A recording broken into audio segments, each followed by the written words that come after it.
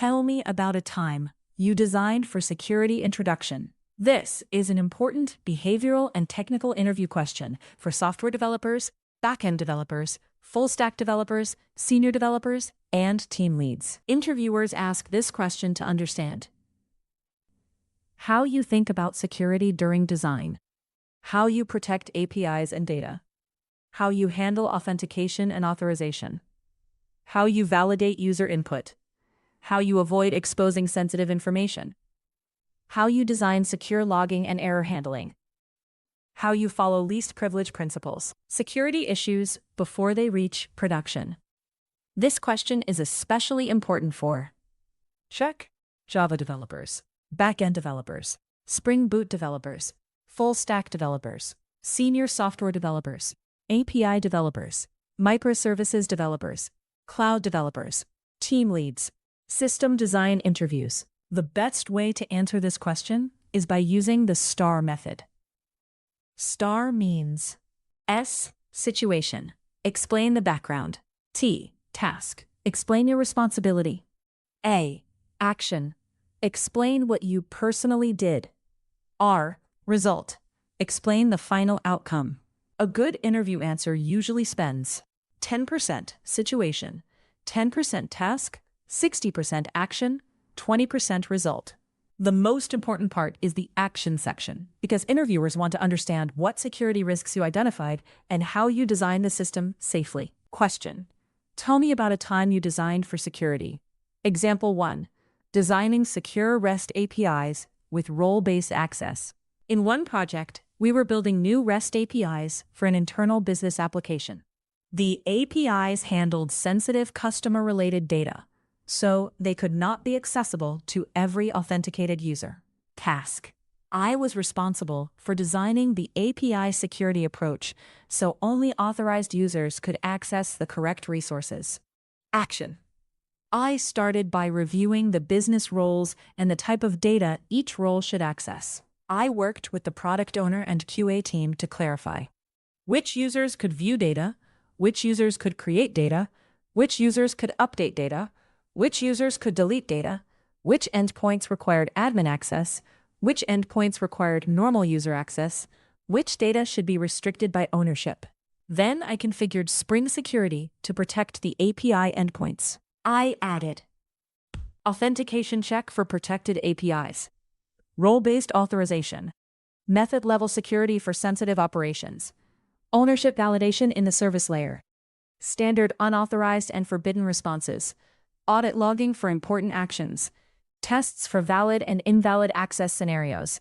I also made sure the API did not rely only on front-end restrictions. Even if someone tried to call the API directly, the backend still enforced authorization rules. I tested missing token, invalid token, expired token, valid user with correct role, valid user with wrong role, user trying to access another user's data, admin access scenarios. Result: the APIs were secured successfully. Unauthorized users were blocked from protected data. The role-based access pattern became a reusable model for future APIs. Why this answer works? This answer is strong because it shows API security design, trick, Spring security knowledge, authentication, authorization, role-based access control, backend enforcement, security testing. Example 2. Preventing sensitive data exposure in logs and errors situation. In one application, errors were logged with detailed exception messages. During security review, we found that some logs and API error responses could expose sensitive information, such as internal system details or user-related data. Task: I was responsible for improving error handling and logging, so the system remained useful for debugging without exposing sensitive information. Action: I started by reviewing the existing error handling and logging patterns. I checked API error responses, exception messages, stack traces, request payload logs, user identifiers, account identifiers, downstream service errors. I found that some technical details were being returned to users, while some logs contained unnecessary sensitive values. I redesigned the error handling approach. The new approach included: check user-friendly error messages for API responses. Check internal error details only in secure logs. Check error codes instead of raw exception messages. Check correlation IDs for troubleshooting. Check no sensitive values in user-facing errors. Check masking for sensitive identifiers where needed. Check structured logging. Check secure log levels. For example, instead of returning raw exception details to the front end, the API returned a standard error code and message. Developers could still trace the issue using the correlation ID in internal logs. I also reviewed logging statements and removed unnecessary payload logging. Result: the application became safer because sensitive details were no longer exposed through API errors or logs. Troubleshooting remained possible because correlation IDs and structured error codes were available. The pattern was reused across other APIs. Why this answer works? This answer is strong because it shows: check secure error handling, secure logging, sensitive data protection, correlation IDs, production debugging, security review response. Example 3. Designing secure file upload situation.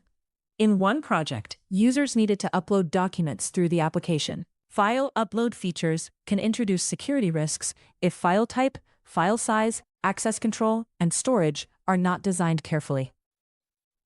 Task: I was responsible for designing the file upload API securely. Action: I started by identifying the main security risks. The risks included: users uploading unsupported file types, very large files affecting system performance, unauthorized users uploading files for another record, exposing internal file paths, unsafe file names, direct public access to uploaded files, missing audit trail. I designed the upload flow as: user uploads file, API authenticates user, API checks authorization for the related record, API validates file size and type, file is stored securely, metadata is saved in database, API returns document ID and upload status. I added security controls such as: check file size limit, check allowed file type validation, check server-generated file name, check no internal path exposed in response, check metadata stored separately, check permission check before upload, permission check before download, audit logging, clear error responses. I also made sure uploaded files were accessed through secured APIs instead of direct public links. The file upload feature was delivered securely. Users could upload documents only for records they were authorized to access. The system avoided exposing internal storage details and reduced the risk of unsafe file handling. Why this answer works? This answer is good because it shows: secure file upload design, secure authorization, file validation, secure storage pattern, secure avoiding path exposure, audit logging. Example 4. Designing authorization for multi-tenant data situation. In one SaaS-style application, multiple organizations used the same platform. Each organization needed to see only its own data. The existing design passed tenant ID in some request parameters, which created a risk if users modified the request. Task: I was responsible for improving the design so tenant isolation was enforced securely. Action: I started by reviewing how tenant information was passed through the application. I checked authentication token, user profile, request parameters, service layer logic, database queries, audit logs, admin access roles. I found that relying on request parameters for tenant ID was risky. I proposed using tenant context from the authenticated user instead. The improved design was: authenticated request. Token is validated. Tenant context is extracted from authenticated user. Service layer uses tenant context. Database queries filter by tenant ID. Audit logs include tenant ID. I added tests to verify that users from one tenant could not access another tenant's data. I also updated repository methods and service logic to use tenant context consistently. Result: tenant isolation became stronger and more consistent. The risk of cross-tenant data access was reduced. The tenant-aware pattern became easier for developers to follow in future features. Why this answer works? This answer is strong because it shows multi-tenant security, tenant isolation, authorization design, avoiding trust in request parameters, secure service layer validation, data access protection. Example 5. Designing secure token-based authentication situation. In one application, we needed to secure backend APIs using token-based authentication. The APIs were consumed by front-end clients and needed to validate user identity and roles before allowing access. Task. I was responsible for implementing secure token validation and protecting API endpoints. Action. I started by reviewing the authentication flow and security requirements.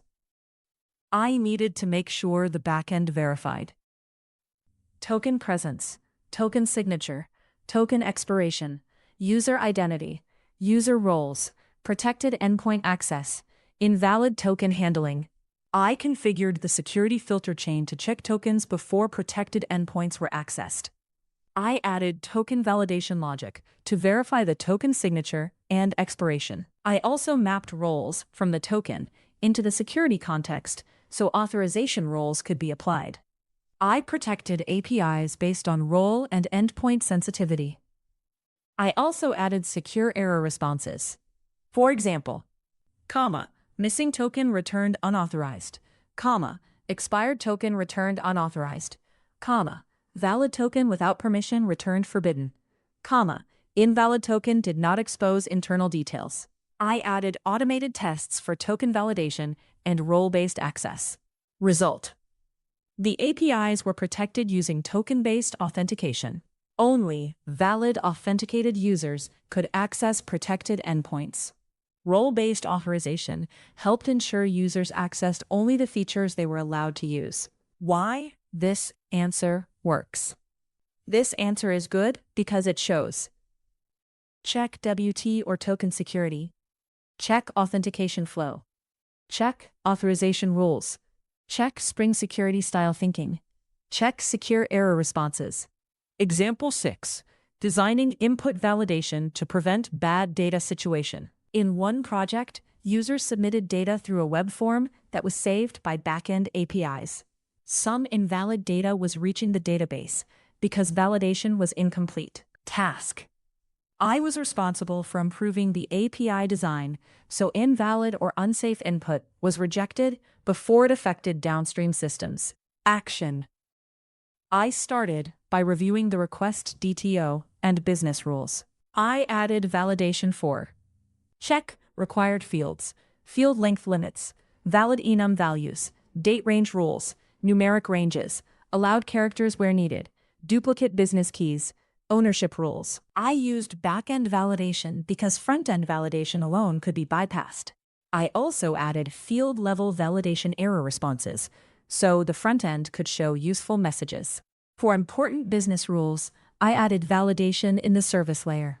For critical data integrity rules, I also added database constraints. I made sure validation errors did not expose internal system details. I tested valid requests, invalid requests, missing fields, edge cases, and duplicate data scenarios. Result: invalid data was blocked earlier. The database had better data quality, front-end users received clearer validation messages, and back-end systems became more reliable. Why this answer works? This answer is strong because it shows secure input validation, secure back-end enforcement, secure DTO validation, secure business validation, secure database safeguards, secure integrity. Example 7. Designing least privilege access for service integration situation. In one microservices project, our service needed to call another internal service to retrieve limited customer information. The existing access setup gave broader access than necessary. Task. I was responsible for helping design the integration using least privilege access. Action. I started by identifying exactly what data our service needed. I confirmed that the service needed only a small subset of customer fields, not the full customer profile. Then, I worked with the downstream service team to use an endpoint that returned only required fields. I also made sure the service credentials had access only to the required API scope. The secure design included: limited API scope, only required response fields, service-to-service authentication, timeout handling, audit logging, no unnecessary sensitive data stored locally, secure error handling. I also reviewed logs to make sure sensitive customer data was not logged accidentally. Result: the integration followed least privilege principles. Our service received only the data it needed. This reduced security risk and made the integration easier to audit. Why this answer works? This answer is good because it shows least privilege, service-to-service security, data minimization, secure integration design, auditability, privacy-aware thinking. Example 8. Designing secure admin features situation. In one application, we needed to build admin features that allowed authorized users to manage important configuration data. Admin features were sensitive because incorrect access could affect many users. Task: I was responsible for designing the backend security for admin APIs. Action: I started by identifying which operations were admin only. The operations included create configuration, update configuration, delete configuration, view audit history, manage user settings, trigger admin-only actions. I protected admin endpoints with role-based access control. I also added service layer checks so admin access was verified before sensitive operations were performed. For important changes, I added audit logging with cap admin user ID, cap action type, timestamp, old value were safe, new value were safe, affected record ID. I also added validation, so admin users could not save invalid configuration. For destructive actions, I made sure the API returned clear confirmation-style responses and logged the action. I tested admin access, non-admin access, missing token, invalid token, and validation failures. Result: the admin features were secured properly. Only authorized admin users could perform sensitive operations. Audit logs made admin actions traceable, which improved accountability and support. Why this answer works? This answer is strong because it shows admin API security, role-based access, audit logging, sensitive operation protection, validation, accountability. Best short answer version. If you need a short interview answer, you can say, in one project, I designed secure REST APIs for a business application that handled sensitive customer-related data. The APIs could not be accessible to every authenticated user. I was responsible for designing authentication, authorization, and secure access roles. I started by reviewing the business roles and clarifying which users could view, create, update, or delete data. Then, I configured Spring Security to protect the endpoints with authentication and role-based authorization. I also added service layer ownership checks so users could access only the data they were allowed to access. I made sure the backend enforced security even if someone bypassed the front end and called the API directly. I also added standard unauthorized and forbidden responses, audit logging, and tests for missing token, invalid token, expired token, wrong role, correct role, and cross-user access attempts. As a result, the APIs were secured successfully, unauthorized access was blocked, and the same security pattern was reused for future APIs. Common mistakes to avoid. 1. Saying only, I added Spring Security. Bad answer. I added Spring Security to the API. Better answer. Explain authentication, authorization, role checks, ownership checks, error handling, audit logging, and testing. 2. Trusting the front end only. Bad answer. The front end hid the button for unauthorized users. Better answer. The backend enforced authorization, so even direct API calls were protected. 3. Exposing sensitive errors. Bad answer. The API returned exception details so debugging was easier. Better answer. The API returned safe error messages, while internal details were logged securely with correlation IDs. 4. Logging sensitive data. Bad answer. I logged the full request payload for troubleshooting. Better answer. I avoided logging sensitive values and used structured logs with safe identifiers. 5. Ignoring least privilege. Bad answer. The service had access to all customer fields. Better answer. The service received only the fields required for its use case and used limited API scopes. Best practices for answering this question. Use the STAR method. Explain the security risk clearly. Mention authentication and authorization. Mention role-based access or ownership checks. Mention input validation. Mention safe error handling. Mention secure logging. Mention data protection. Mention least privilege. Mention audit logging. Security testing. End with the result and impact. What interviewers are looking for. Interviewers want to see whether you can design secure APIs, protect sensitive data, validate input properly, enforce backend authorization, avoid exposing internal details, use secure logging practices, apply least privilege, protect multi-tenant data, design audit trails, test security scenarios. For senior roles, they also want to see security by design mindset, threat-aware thinking, secure architecture decisions, compliance awareness, cross-team collaboration, prevention of future security issues, balancing security and usability. Strong words to use in your answer. You can use words like secure, protected, validated, authorized, authenticated, restricted, masked, audited, encrypted, minimized, enforced, prevented, reviewed, tested. Example. I designed the API security by enforcing authentication, role-based authorization, ownership checks, safe error responses, secure logging, and audit logging for sensitive actions. Good security design topics you can use. Depending on your experience, you can talk about check, secure REST API design, role-based access control, Spring security configuration, JWT token validation, multi-tenant data isolation, secure file upload, input validation, secure error handling, secure logging, least privilege service access, admin API security, audit logging, data masking, avoiding sensitive data exposure. Check. Backend authorization checks. Check. Service-to-service authentication. Check. Database constraints for integrity. Check. Secure document download. Final summary.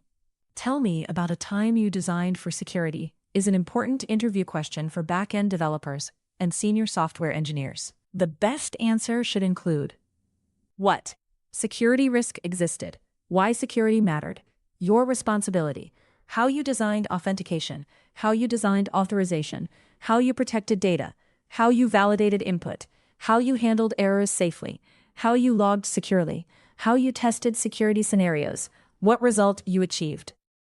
Good examples include secure REST APIs, sensitive data protection in logs and errors, secure file upload, multi-tenant authorization, token-based authentication, input validation, least privilege integration, secure admin features. The strongest answers show security by design thinking, backend enforcement, least privilege, secure logging, testing, and measurable risk reduction.